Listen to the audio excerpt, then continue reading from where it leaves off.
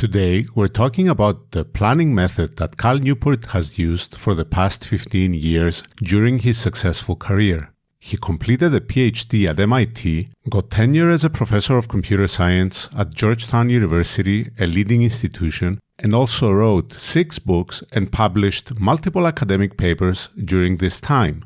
But more importantly, he achieved all this while rarely working past 5:30 p.m. every day. And he is also not stressed out. So clearly he has found a way to plan his day and be very productive, to get a lot done during his workday. So how does he do it? Hey friends, welcome back to the channel. If you're new here, we share with you the workflows of exceptional performers so that you can get motivated and improve your life. Going back to planning methods for exceptional performance. The current reality is that most people have a lot on their plate at work and many interruptions during the day, including various meetings and urgent emails. This does not leave much time to actually focus and do the work, leading to overwhelm, working long hours, and sometimes missing deadlines. The common feeling is increased stress and job dissatisfaction. But there is a better way. The solution that Cal Newport proposes is a better planning approach. Being more intentional and strategic in planning your work to squeeze the most productivity out of your time available and complete your work on time. You may even finish regularly by 5:30 p.m. as well, so that you can go home on time to play with your kids in the evening or indulge in watching your favorite Netflix series. In this video, we will explain the 3-step model of how Cal drives his professional productivity. It is made up of systems and workflows for planning on the strategic, tactical, and execution level. We will discuss 1. The systems that Cal uses to capture and organize tasks and commitments. 2. His quarterly planning approach. 3. What he includes in his weekly plan. And 4. How he plans his day for optimal execution using a paper planner. Keep watching to the end of the video, as we will also look at best practices to keep this system working as needed. We start with the systems that Cal uses to capture and configure tasks and commitments. Trello boards. First, there are the various tasks that arrive in his life that he has to address. For most of us, we have several sources of incoming tasks, especially through email. Unless we have a system to capture and configure these tasks, we end up being overwhelmed and frantically searching our email inbox for the next thing to work on. But Cal has devised a system based on agile project management principles to capture, configure, and work on these tasks. He uses the software Trello, where he captures all the commitments that arrive in his life on task cards in the appropriate Trello board and column. Then he configures this work and gets them completed. We have created a whole video on how Cal manages his email overload with Trello. To watch it, see link in the description below. Calendar. Cal uses Google Calendar to record appointments and capture plans for tasks to complete on a specific day. But he does not use an electronic calendar to plan his day. Instead, he prefers a physical notebook, as we will describe later in this video. Habits and other routines. Cal also keeps various documents for habit tracking and other initiatives that he has going on in his life. He talks about these in his podcast under Topics for Living the Good Life. These will be addressed in a future video. Quarterly plans. On at least a quarterly basis, Cal makes specific plans on the areas he wants to make progress on in his professional life.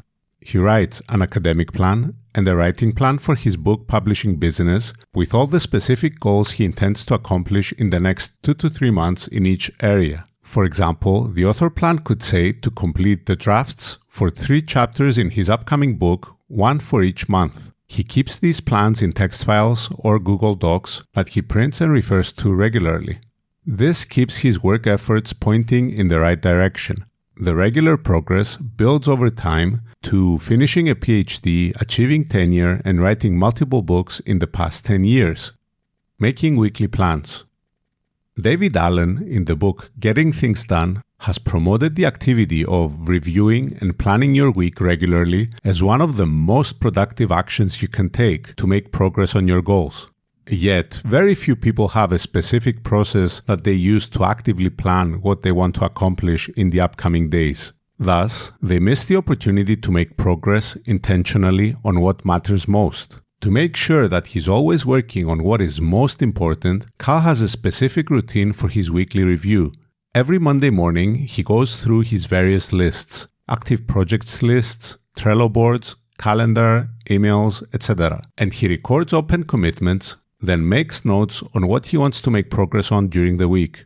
More importantly, he also creates a rough plan for the week, assigning work to each day. For example, to make progress on his book writing, he may write, on Tuesday, work on writing chapter 3 of new book for 2 hours in the morning, deep work mode.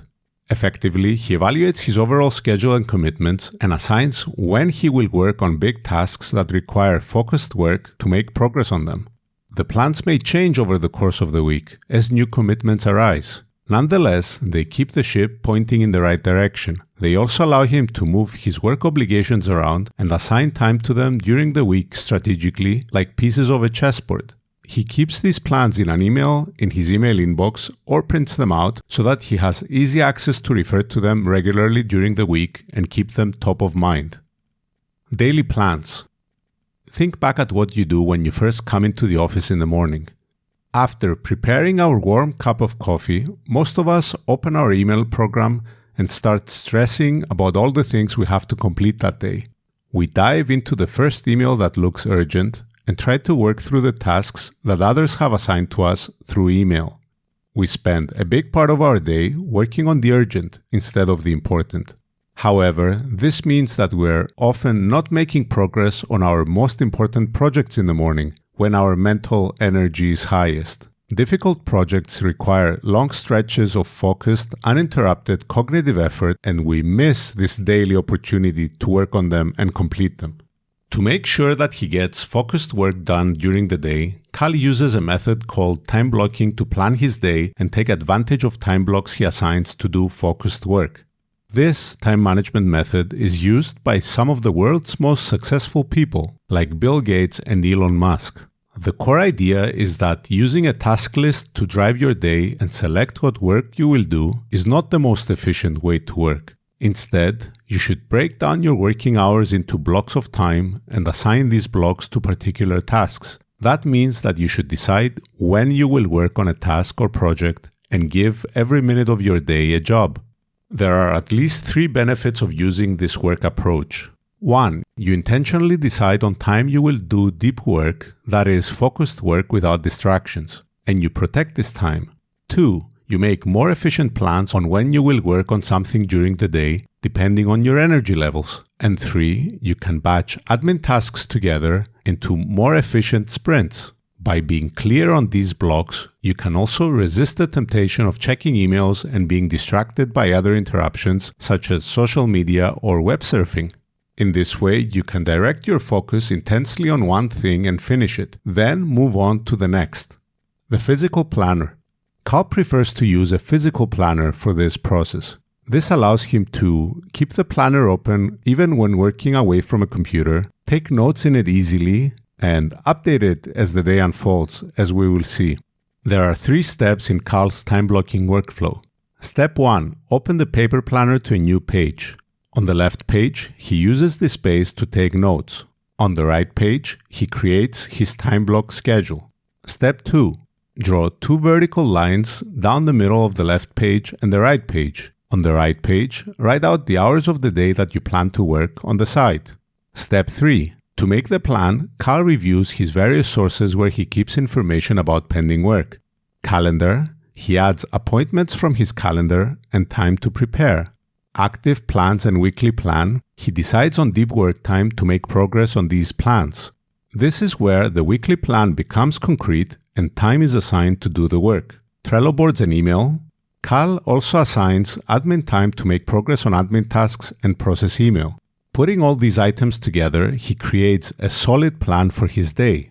Cal believes that by planning his work in this way and assigning every minute of his day with specific work he wants to complete, he is able to achieve 2 to 3 times more work than haphazardly working off a task list.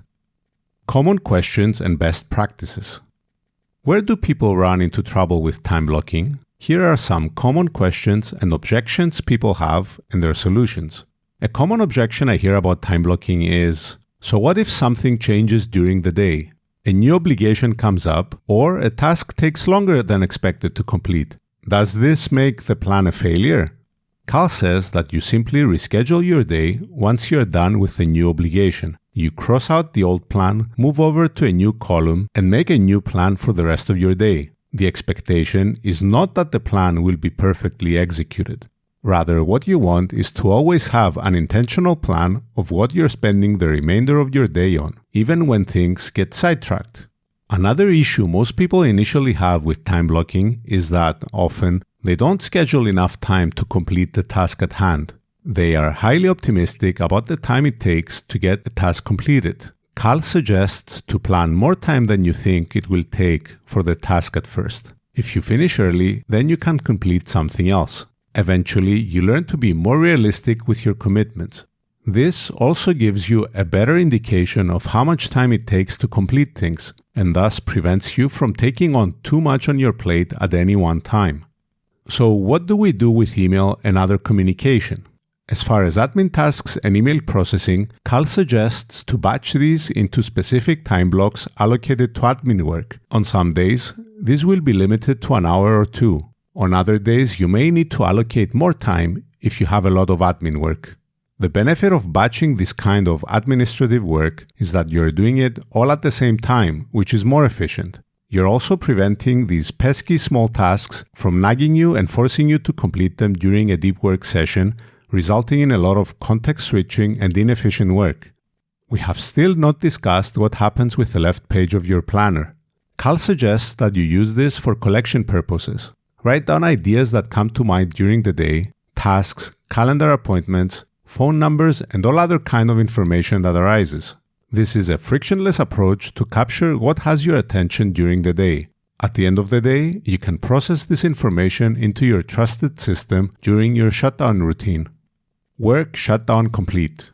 The last but very important suggestion that Cal has for planning your day is to implement a work shutdown routine. Toward the end of the day, plan sufficient time to do a review of your day, process email, make notes of open loops, process the progress that you've made on your projects, update your calendar, etc. The goal of this is to close any open loops and make sure you have captured everything in your trusted system for work. In this way, your brain will be able to relax in the evening knowing that all your commitments have been recorded appropriately.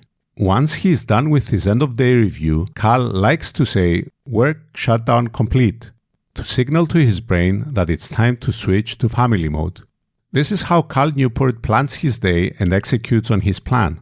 You're probably thinking that there is a lot of value to this approach and wondering what is the best planner to start implementing this. Of course, you can implement this approach with any planner or even make your time block plans on regular A4 paper. But if you want to try out a planner that is specifically made for implementing this time block method, then there is good news for you. Cal Newport is coming out in the next days with a bespoke, custom-made planner especially created to implement his specific time block method. The planner has been designed specifically by Cal for this purpose. It also includes a very thorough introduction to his time blocking ideas, which is likely well worth the cost of the planner.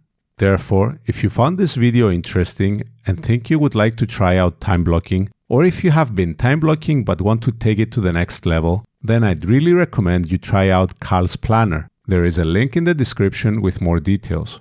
Personally, I'm really looking forward for my own planner. By the way, one area we didn't address in this video is what to do when you receive a lot of email. As a busy academic, active author, and also the director of graduate studies at his department at university, Cal receives a lot of email. To process this email effectively, Cal has implemented a specific process using the software Trello. You can find more about this process in our other video, link in the description below. Thank you for watching, and I will see you in the next video. Bye bye.